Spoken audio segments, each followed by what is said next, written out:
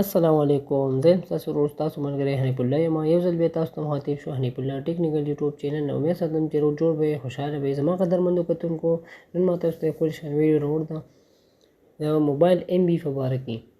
څوک وایي چې زما موبایل کې ایم بي ډېر زیات زر ختمیږي، نو راځئ زه به تاسو ته هغې کې داسې یو ښکلی ټریپ ښیم. تاسو به چردم په خپل موبایل کې نه یې کړی، او تاسو چې خپل موبایل کې هغه ټریپ وکړو نو کله هم ستاسو ایم بي زر تر زره نه ختمیږي. او که زموږ په چینل کې نوی زموږ د حنیف الله ټیکنیکل یوټیوب چینل سبسکرایب کړئ، خوا کې په ګنټۍ نشان باندې کلیک کړئ، په آل باندې کلیک وکړئ چې زموږ نوی ویډیو تاسو ته اول رارسېږي.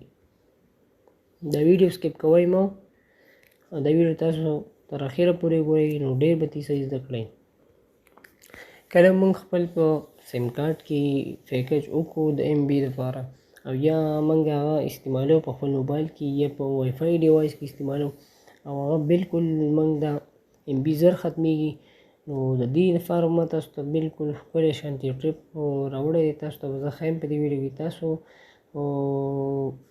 ټایم ډېر نه ضایع کوم، ځم د ویډیو په طرف. دا طریقه موږ څنګه زده کوو، دا به تاسو بالکل په اسانۍ سره زده کوئ. دا به زموږ په خپل موبایل کې په سیټینګ کې دا طریقه کېږي، او نه به دې لپاره څه اپلیکیشن ضرورت وي، هېڅ شي ضرورت به ورته نه وي. دا به په خپل سیټینګ کې موږ کوو.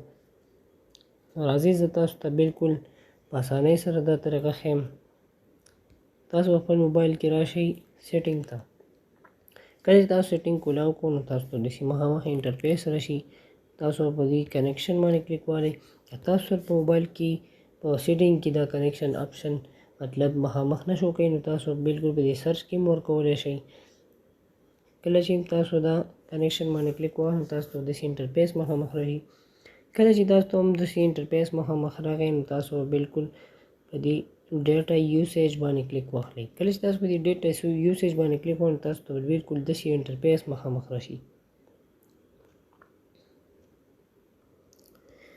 تاسو په دې ډیټا سیور باندې کلیک واخلئ. کله تاسو په دې ډیټا سیور باندې کلیک وکړئ نو تاسو ته داسې انټرفیس راشي. دا موږ سره اپ دی، دا بالکل تاسو په دې ان باندې کلیک وکړئ. کله چې تاسو په دې ان باندې کلیک وکړئ نو تاسو ته داسې انټرفیس مخامخ راشي. Data saver help cut down your data usage by preventing it from using data in the background. دا تاسو ته وایي چې کله هم تاسو دا اپشن ان کو نو تاسو چې کله هم مطلب ډیټا موبایل کې کار کوي بالکل، نو ستاسو ډیټا بالکل په زر تر زره نه ختمیږي، او ښه پوره ټایم به لاړئ. تاسو پې څومره هم فیسبوک وغیره هر څه شي کې هم تاسو دغه کولی شئ، نیټ پې کولی شئ، نو تاسو نیټ به بالکل ایم بي زر نه ختمئ.